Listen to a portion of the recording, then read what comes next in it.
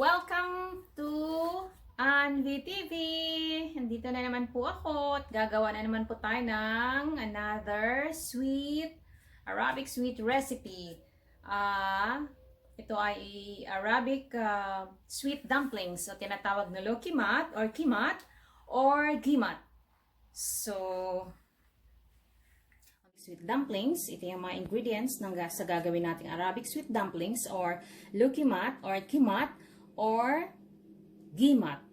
So, ito na po yung 3½ cups of all-purpose flour, 1/4 cup of corn flour, 1/2 cup of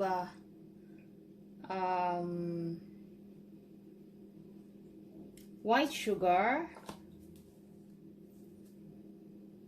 1½ cup of Greek yogurt, 2 cups of buttermilk, and sa ating gagawing, sa toppings natin ay gagamit ako ng honey or dark honey. Pwede kayong gumamit ng, kadalasan ginagamit nila dito, pagkatapos na fry nila ang sweet dumplings, lalagyan nila ng sugar syrup. So, last time na gumawa ako ng semolina cream cake, gumawa ako ng sugar syrup. 2 cups of boiling water, 2 cups of white sugar, and lemon. So, yun lang. Napakasimple lang po yun. Until, boil nyo lang po yun until it become little thick. And then, that's it. That's sugar syrup. So, dito naman sa ating sweet dumplings, hindi ako gagawa ng sugar syrup kasi ang gagamitin ko na lang ay dark syrup. Pwede kayong gumamit ng honey, dark syrup, or sugar syrup, or dates syrup. So, it's up to you. Tsaka pagkatapos nyan, lalagyan natin ng white sesame seeds. Tsaka, ito naman ang pag mag-activate tayo ng yeast. Ito yung warm water. 1 cup warm water, 2 tablespoons of active yeast. 1 teaspoon of salt. 1/2 tablespoon of baking powder. And 1 tablespoon of sugar. Yeast.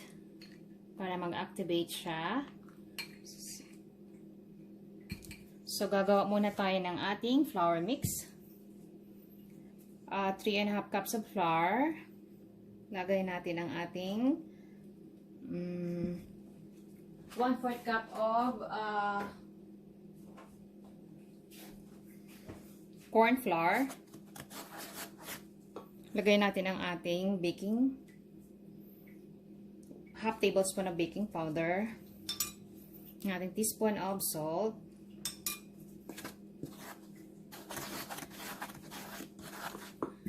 Ating 1/4 cup of white sugar.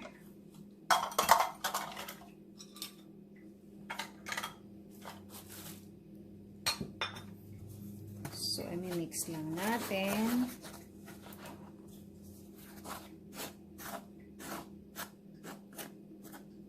Lagay natin ang ating yogurt.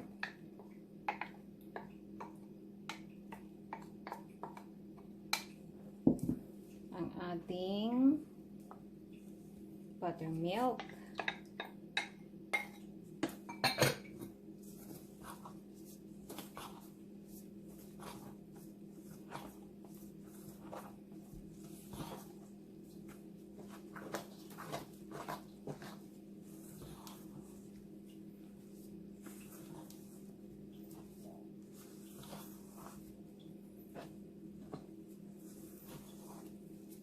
So, ito na siya. Ito na yung mix niya. Wait na lang natin ang ating yeast na mag-activate. At saka nakalimutan ko, lalagyan ko siya ng 3 tablespoon of oil.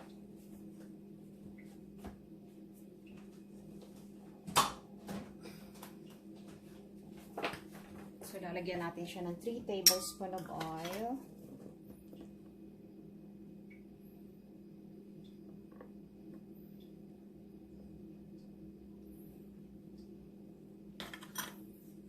Ayan. Mix lang natin.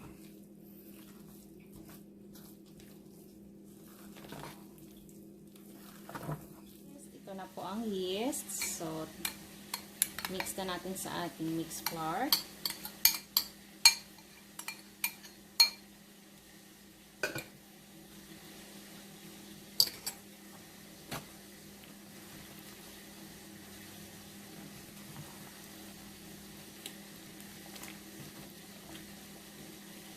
So, ganito siya.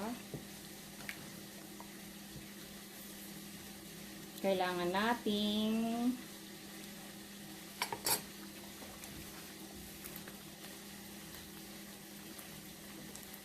halukayin hanggang maging smooth.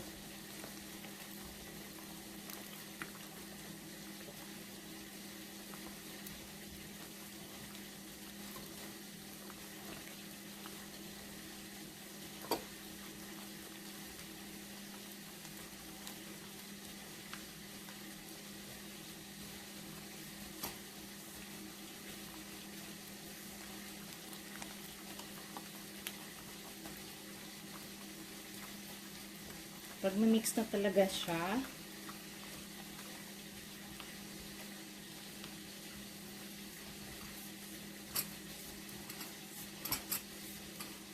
pwede kayong gumamit ng mixer, pero ganito lang ginagawa ko kasi set aside pa man natin ito ng 5 to 10 minutes. So, ito na po ang ating gagawing sweet dumplings. So, na-mix ko na siya kanina. So, mix natin uli. Kailangan may ano kayo na tubig para ididip nyo yung kamay nyo para hindi siya masyadong dikit. So, ang ating oil ay mainit na. So, pwede na nating ilagay ang ating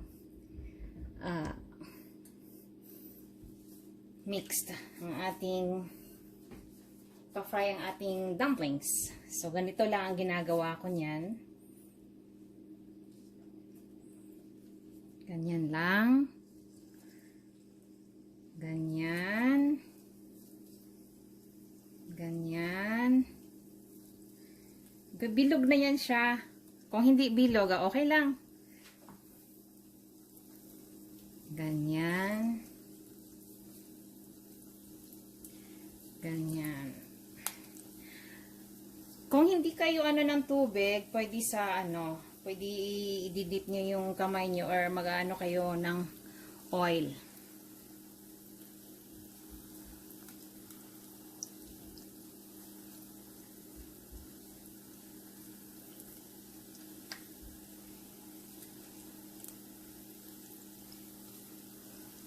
Ganyan lang siya. Sa mga gumagawa nito, may nakita din ako ilalagay nila sa plastic bottle. Yung tapos bubutasan yung gitna, tapos yun.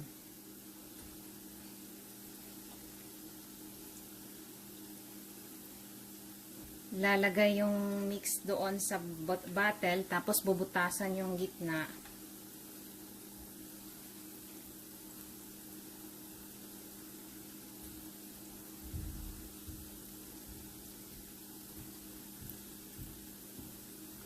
So, pwede na yan siya. Nadagdagan natin. Yan. Okay. Tapos, pwede na yan siya. Tapos, i-mix natin. Mix natin. Until golden brown lang to siya. So, okay na ang ating dumplings. Mix-mix lang. Ayan. Urong natin yan. Okay. So, yan. Yan. Lagay natin sa medium heat.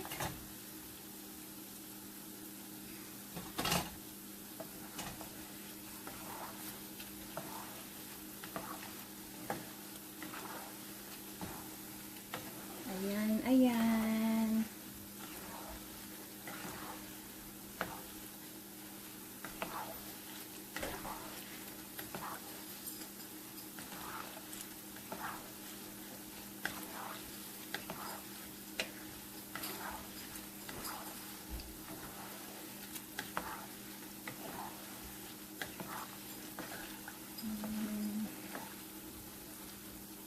So, bilog-bilog din naman siya.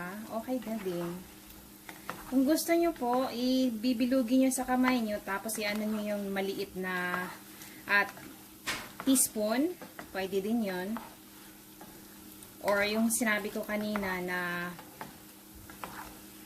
bottle ng drinking water. Mineral water, I mean. Tapos, lalagay nyo yung mix nyo. Tapos, bubutasan sa gitna at saka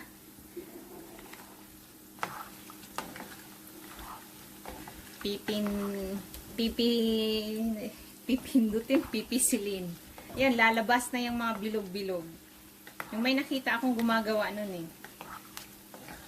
At saka yung mix natin, pag Arabic, nilalagyan nila ng turmeric or ground cardamom. So, ako hindi ko nilagyan kasi kakainin ko to eh. Kakainin namin to. So, ayaw ko ng amoy ng cardamom. So, pwede na siya. Pwede na natin siya ma-transfer sa ating strainer.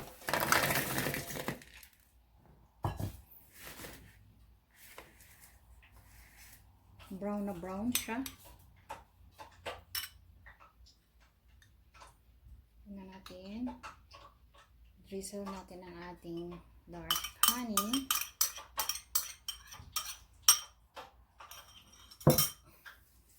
Tsaka lalagyan natin ng ating sesame. So, ito na po ang ating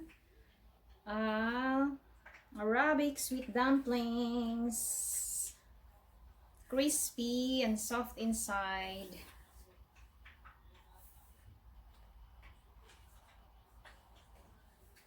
Bye guys. God bless us all.